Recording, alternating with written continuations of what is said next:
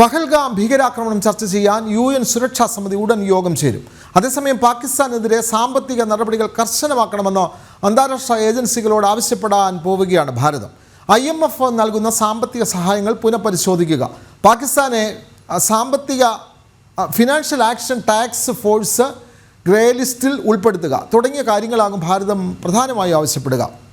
വിവരങ്ങളുമായി ഐസൺ ജോസ് ചേരുന്നു. ഐസൺ, എന്തായാലും UN സുരക്ഷാ കൗൺസിലിൽ പ്രധാനപ്പെട്ട വിഷയം ചർച്ചയ്ക്ക് വരികയാണ്. അതായത് പാകിസ്ഥാൻ ഭാരതത്തിന് നേരെ നടത്തുന്ന ഭീകര ആക്രമണം അത് ചർച്ച ചെയ്യാൻ തന്നെ UN സുരക്ഷാ സമിതി ഉടൻ യോഗം ചേരുന്നു. പാകിസ്ഥാനെതിരെ സാമ്പത്തിക നടപടികളടക്കം കർശനമാക്കണമെന്ന് ഭാരതം ആവശ്യപ്പെടാൻ തീരുമാനിച്ചിട്ടുണ്ടല്ലോ. കൂടുതൽ വിവരങ്ങൾ ഐസൺ ജോസ്. വിനോദ്, ഈ UN സെക്യൂരിറ്റി കൗൺസിൽ യോഗം ചേരണം എന്ന ഒരാവശ്യം നേരത്തെ തന്നെ ഉയർന്നിരുന്നു. അതിൻ്റെ പശ്ചാത്തലത്തിലാണ് അധികം വൈകാതെ തന്നെ UN സെക്യൂരിറ്റി കൗൺസിൽ പഹൽഗാം ആക്രമണവും അനുബന്ധമായ വിഷയങ്ങളുടെ ഭീകര നിലപാടുകളും പാകിസ്ഥാൻ്റെ ഭീകരവാദം സംബന്ധിച്ച നിലപാടുകളും ചർച്ച ചെയ്യുമെന്ന കൃത്യമായൊരു വിശദീകരണമാണ് ഇപ്പോൾ അധ്യക്ഷൻ തന്നെ UN സെക്യൂരിറ്റി കൗൺസിൽ അധ്യക്ഷൻ തന്നെ നൽകിയിരിക്കുന്നത്. ഈ നൽകിയ വിശദീകരണങ്ങളിൽ നിന്ന് മനസ്സിലാക്കാൻ സാധിക്കുന്നത് വൈകാതെ തന്നെ ഈ യോഗം നടക്കും എന്ന ഒരു നിലപാട് തന്നെയാണ്. പക്ഷേ ആ യോഗത്തിൽ പാകിസ്ഥാൻ സ്വീകരിക്കാനിരിക്കുന്ന നിലപാട് സ്വാഭാവികമായും നമുക്കറിയാവുന്നതാണ്.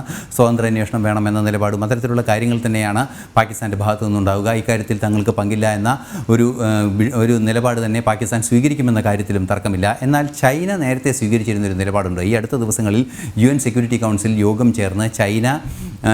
ചേർന്ന് ഈ പാകിസ്ഥാനെതിരായ നടപടികളിൽ ഭാരതത്തിന് അനുകൂലമായ നിലപാട് സ്വീകരിക്കണമെന്ന ഒരു പ്രസ്താവന UN സെക്യൂരിറ്റി കൗൺസിലിൻ്റെ ഭാഗത്തു നിന്ന് കൃത്യമായി ഉണ്ടാകുന്നതിനെ ഒന്ന് ലഘൂകരിക്കാനുള്ളൊരു നീക്കം വളരെ കൃത്യമായി നടത്തിയത് ചൈനയുടെയും പാകിസ്ഥാൻ്റെയും ഇടപെടലിലൂടെയാണ്. പാകിസ്ഥാൻ്റെ കൃത്യമായ പിന്തുണ ഇക്കാര്യത്തിൽ ചൈന നൽകുകയും അങ്ങനെ ബന്ധപ്പെട്ട അധികാരികളെന്ന് ആ ഫ്രേസ് അല്ലെങ്കിൽ ആ വാക്കുകൾ തിരുത്തുകയും ചെയ്ത ഒരു നീക്കം ചൈനയുടെയും പാകിസ്ഥാൻ്റെയും ഭാഗത്തു നിന്നുണ്ടാവുകയും ചെയ്തിരുന്നു.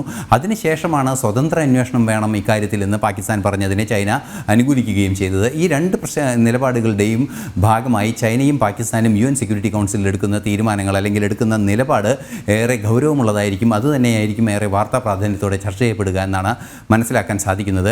എന്തുതന്നെയായാലും UN സെക്യൂരിറ്റി കൗൺസിലിൻ്റെ നേരത്തെ ഉണ്ടായ പഹൽഗാം ആക്രമണം സംബന്ധിച്ച നിലപാട് അത് കുറേയൊക്കെ ലഘൂകരിക്കപ്പെട്ടതാണെങ്കിലും കർശനമായ നിലപാടാണ്. ഭീകരത ലോക സമാധാനത്തിനും സുരക്ഷയ്ക്കും എതിരായൊരു നീക്കമാണ് എന്ന കൃത്യമായ നിലപാട് UN സെക്യൂരിറ്റി കൗൺസിലും യുണൈറ്റഡ് നേഷൻ ജനറൽ അസംബ്ലിയും എല്ലാം തന്നെ മുന്നോട്ട് വയ്ക്കുന്ന ഒരു കാര്യമാണ്. അതുകൊണ്ട് തന്നെ ഈ ഭീകരാക്രമണത്തിന് അനുകൂല നിലപാട് UN സെക്യൂരിറ്റി കൗൺസിലിൻ്റെ ഭാഗത്തു നിന്നുണ്ടാകുന്ന വിഷയം ഉദിക്കുന്നില്ല എങ്കിൽ കൂടി ഇതിൽ ചൈനയുടെയും പാകിസ്ഥാൻ്റെയും നിലപാട് വളരെ കൃത്യമായി നിരീക്ഷിക്കപ്പെടേണ്ട ഒരു സാഹചര്യം ഉണ്ടാകുമെന്ന് തന്നെയാണ് മനസ്സിലാക്കാൻ സാധിക്കുന്നത്. മറ്റൊരു പ്രധാന വിഷയം നേരത്തെ വിനോദ് സൂചിപ്പിച്ചത് ഇൻ്റർനാഷണൽ മോണിറ്ററി ഫണ്ടിൻ്റെ ധനസഹായങ്ങൾ ഉൾപ്പെടെയുള്ള വിഷയങ്ങളിൽ കാര്യമായ ഇടപെടൽ വേണമെന്നാണ്.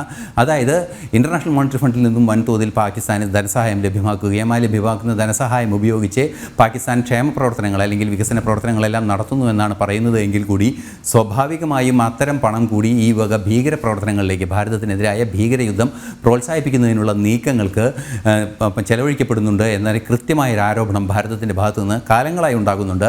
അത്തരം ഒരു സാഹചര്യത്തിൽ ഇങ്ങനെ നൽകുന്ന ധനസഹായങ്ങളെല്ലാം നമുക്കറിയാം. ഈ പഹൽഗാം ആക്രമണത്തിന് മുൻപും ഒരു ഇത്തരത്തിലുള്ള കഴിഞ്ഞ വർഷവും ധനസഹായം ലഭ്യമാക്കിയിരുന്നു. ആ ലഭ്യമാക്കിയ ധനസഹായത്തിൻ്റെ വിഷയം തന്നെ ധനസഹായം ദുരുപയോഗം ചെയ്യുന്നത് സംബന്ധിച്ചുള്ള സാഹചര്യം നിലനിൽക്കുമ്പോൾ അത് പുനഃപരിശോധിക്കണമെന്നാണ് പ്രധാനപ്പെട്ട ഒരു ആവശ്യമായി കണക്കാക്കുന്നത് അല്ലെങ്കിൽ മുന്നോട്ട് വയ്ക്കാൻ ഭാരതം ലക്ഷ്യം വയ്ക്കുന്നത്. മറ്റൊരു പ്രധാന വിഷയം ഈ അടുത്ത കാലത്താണ്, അതായത് ഒരു 5-6 മാസത്തിനിടയ്ക്കാണ് ഫിനാൻഷ്യൽ ആക്ഷൻ ടാസ്ക് ഫോഴ്സിൻ്റെ ഗ്രേ ലിസ്റ്റിൽ നിന്നും പാകിസ്ഥാനെ ഒഴിവാക്കിയത്. ഈ ഗ്രേ ലിസ്റ്റിൽ നിന്നും പാകിസ്ഥാനെ ഒഴിവാക്കിയ ആ ഒരു പശ്ചാത്തലത്തിൽ ഈ പാകിസ്ഥാൻ്റെ ഭീകര ഫണ്ടിങ് ഉൾപ്പെടെയുള്ള വിഷയങ്ങളിൽ ഇടപെടൽ നടത്തി അത് നിർത്തിവെക്കുന്നു എന്നൊരു വാഗ്ദാനം നൽകിയാണ് ഗ്രേ ലിസ്റ്റിൽ നിന്നും പാകിസ്ഥാൻ ഒഴിവാക്കപ്പെട്ടത്. പക്ഷേ വീണ്ടും ഭീകരതയെ പ്രോത്സാഹിപ്പിക്കുന്ന ഒരു സാഹചര്യം ഉണ്ടായപ്പോൾ വീണ്ടും ഗ്രേ ലിസ്റ്റിൽ ഉൾപ്പെടുത്തണമെന്നൊരു ആവശ്യമാണ് ഭാരതം മുന്നോട്ട് വയ്ക്കുന്നത്. ഹവാല മയക്കുമരുന്ന് ഇടപാടുകൾ വഴി ഈ ഭീകരതയ്ക്ക് പണം ലഭ്യമാക്കുന്ന സംവിധാനത്തെ പ്രതിരോധിക്കുന്നതിന് ഫിനാൻഷ്യൽ ആക്ഷൻ ടാസ്ക് ഫോഴ്സിൻ്റെ ഇടപെടൽ വേണമെന്ന ഒരു ആവശ്യമാണ് മുന്നോട്ട് വയ്ക്കുന്നത്.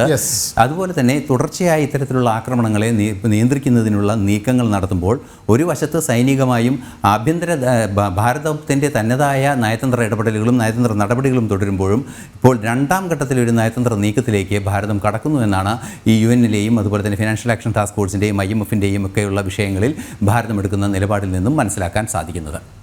വ്യക്തമാണ്. UN സുരക്ഷാ സമിതി പാകിസ്ഥാൻ ഭാരതത്തിന് നേരെ നടത്തുന്ന ഭീകരാക്രമണം ചർച്ച ചെയ്യാൻ പ്രത്യേകം UN സുരക്ഷാ സമിതി ചേരുന്നു. പാകിസ്ഥാനെതിരെ സാമ്പത്തിക ഉപരോധങ്ങളടക്കമുള്ള കാര്യങ്ങളിലേക്ക് കടക്കണം എന്ന് ശക്തമായി ആവശ്യപ്പെടുകയാണ് ഭാരതം. റിപ്പോർട്ട് നൽകുകയായിരുന്നു ഐസൺ ജോസ്.